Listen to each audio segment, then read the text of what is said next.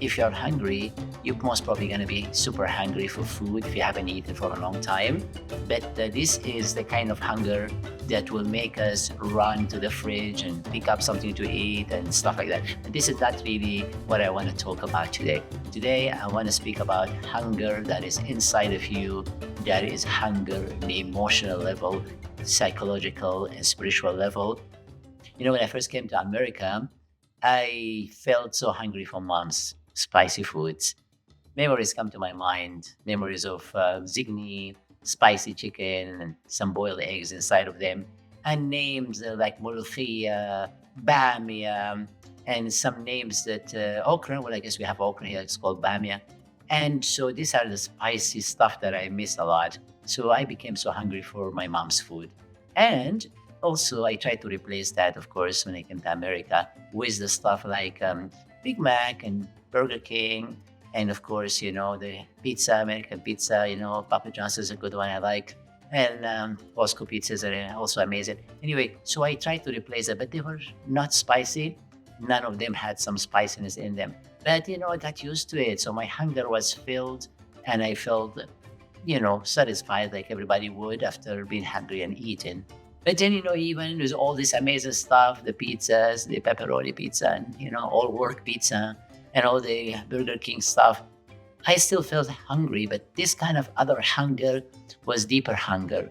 And I felt hungry for companionship, for love, for kindness, for caring, for acceptance, for approval, all the stuff we all feel that we need in our lives beside eating food. I'm going to make my case that ultimately we are hungry for love. And how can we just be in touch with that sense of love that we all need to be able to get to life without walking around in our lives super hungry? We're looking for something to satisfy that inner emotional and mental and spiritual hunger. Hello, guys. I'm Dr. Hanna. I'm board certified in family medicine, and also I am a writer. I write books, and the most recent book that I published is called America, Land of My Dreams, an Immigrant Story, and you can get that in Amazon and other sites. I also enjoy coaching in addition to seeing patients. In this video, I'm going to try to explore ways of how to overcome that deep sense of hunger, and how can we reach a level of victory when it comes to satisfying that inner hunger and inner thirst in our soul and our emotions. And we'll talk about ways we can do that, how we can leave home without empty tanks, searching for love and looking for significance and importance. And this is very important in a world that is really not safe. After all, we are all looking for something that we all have in common, a search for love. Let me tell you guys, I used to hear a long time ago an advertisement from American Express, and it used to say, do not leave. In fact, they say it in the American way, don't leave home without it. Don't leave home without it. But guys, we all leave in home to go and venture into different things. We leave our homes, we venture into new jobs, we venture into new situations such as colleges, environment, or travel to other countries. We all live in home, and we're all living home without it.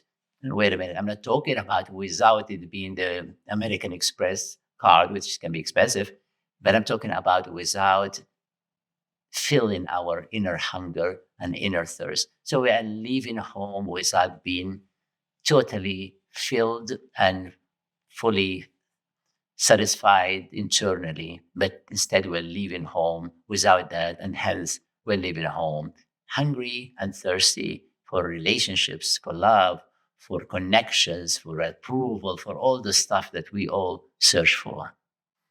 And friends, just like we run to the fridge to pick up anything we need to eat to keep us going if we are staying late at night trying to finish work, writing, or doing your assignments, we all run to the closest place so that we can fill our hunger with something.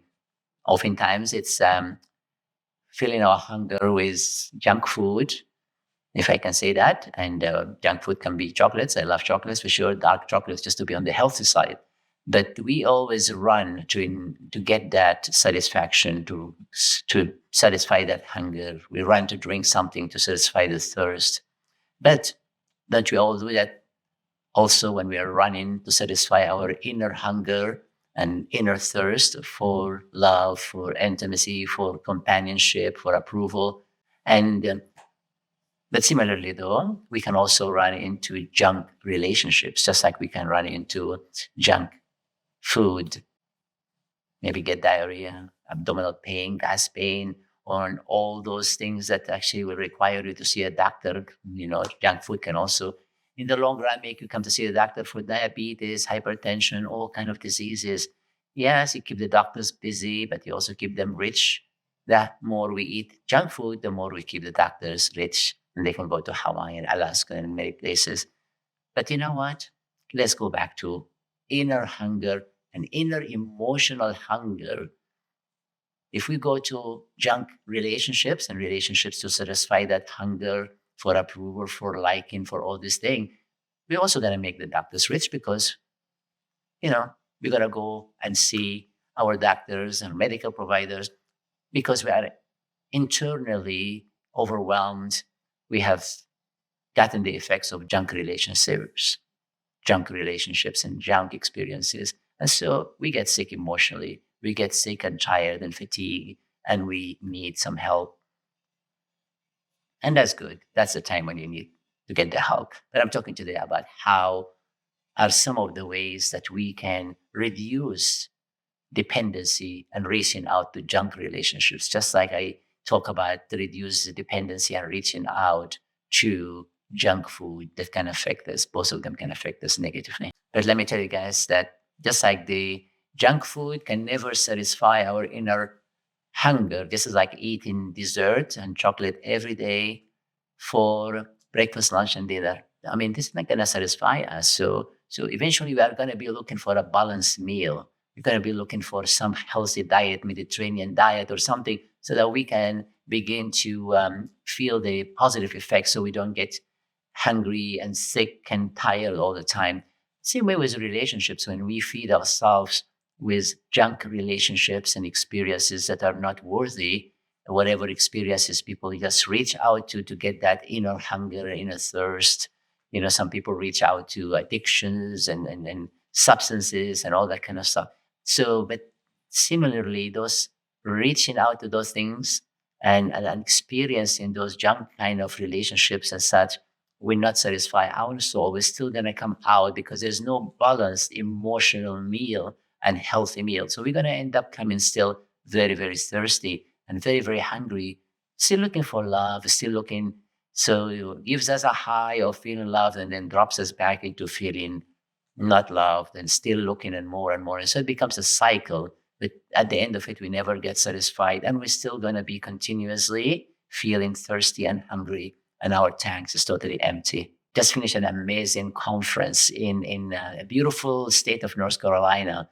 It was just kind of in the middle of the Black Mountains, as they call it. And of course, there's a lot of green and a lot of forest around the hotel where the conference was.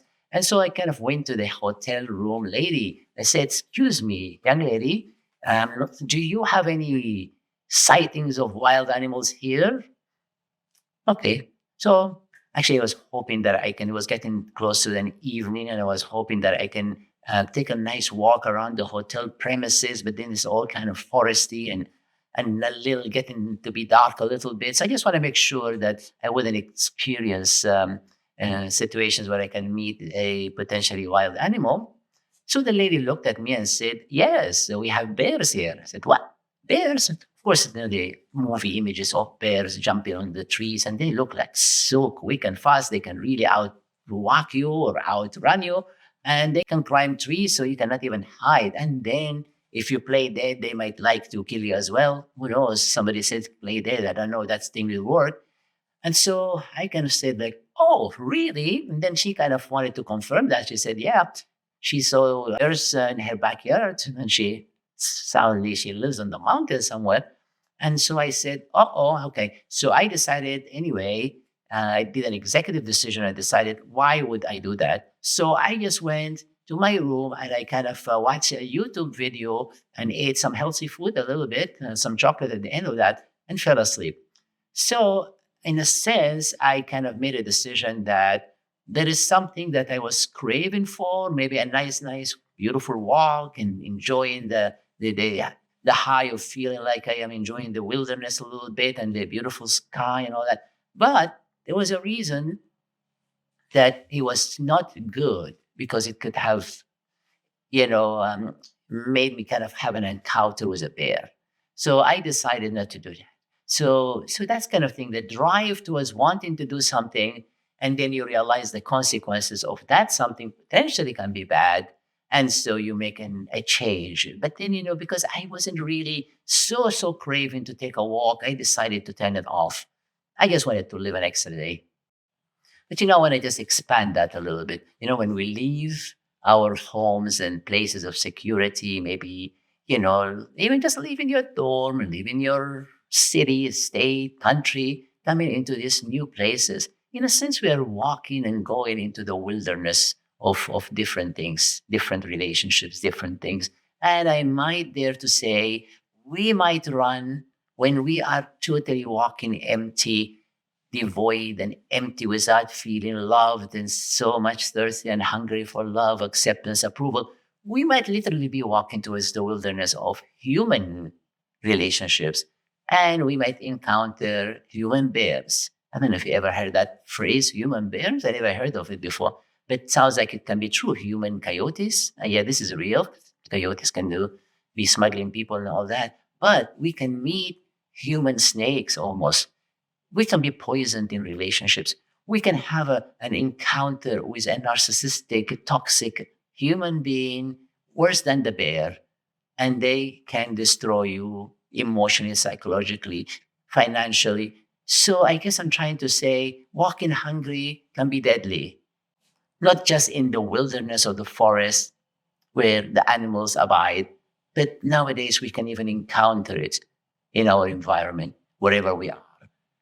And so, guys, there got to be a better way where we can fill that emptiness and that search for love and that thirst and hunger for love, for belonging and acceptance, approval, all that kind of cool stuff that we all need. And so, guys, let me just land this plane that seems to be flying so high and far away. Let me land it down little by little and say, there got to be a better way. And there must be a way where we can fill that inner hunger and inner thirst safely. As someone who came to America a long time ago and got so blessed in this amazing country. And sadly, of course, some people nowadays, they complain too much about America. I have no idea. I guess for me, as a guy who came from a country that had two civil wars, and now, no, not one, two civil wars. That's too much. And then now they are going into their third civil war and they're fighting in a civil war. So to me, idea of America brings peace, prosperity, opportunities, dreams come true. So you know what? I don't know about people complaining too much because I can kiss America. It's a blessing. Who wants to be in a war? So always count your blessings in this country. So I go back to the topic. As a person who values the blessings of being in America, I just found out that the word USA can also stand for unique, special, significant, approved, accepted. So there's no better than reminding myself that I am a USA kind of person. I'm unique, I'm special, I'm significant, I'm approved, I'm accepted, and so are you. So remember, every time you hear the word USA or chant USA, if you do that anymore, I hope you do. Or if you go to the 4th of July party and raise the flag, just remember USA, not just for the country, but also for an amazing person, a wonderful person. You, USA, you're unique, you're special, you're significant, you're approved, you're accepted. This is filling your tank with something amazing. Awareness of that will make you satisfied. You see, in my Christian faith, I believed one day somebody made me realize that I'm loved. So I believed it, that I'm loved. And because I was made by a supernatural power, by God Almighty who made me, and He loves me, that's why He made me. Who's going to make something and they hate it? And who's going to create something and they just hate that they created it? Wow. I mean, we're talking about love that makes you create things. It's love that makes you build a beautiful something, you know? So it is love. So I was created as love. And because I am so loved, I was made to be U.S.A. kind of a person. Unique, special, significant, approved, accepted. You also are unique and you are also significant and special. And you are definitely approved and accepted because that's what love does. And I finally will land this plane by saying this kind of love, guys, is not the kind of love of I love you, baby, but I think I found somebody else. Goodbye. Or I love you, baby, but you don't have enough money. Someone else has a better car and a big bank account. Or I love you, baby, but I cannot stop hating on you or being verbally abusive of you. If that speaks to many people's hearts, I'm sorry. If you need to talk to a counselor or a good friend, please do that. But this is reality. Love is always related to temporary stuff. I'm talking about love that is so deep and so unconditional that's just like you love. That's it. Why? Because you're rich? No, not really. You just love. You can be poor. You're loved as much as if you're rich. You can be a drunkard on the pavement in the street with the kids laughing at you, or somebody who works somewhere and have a job and graduated from college and all that. You still love the same way. This is the love that just doesn't distinguish between short and tall, black and white, or any race or any ethnicity, religion. You just loved, period.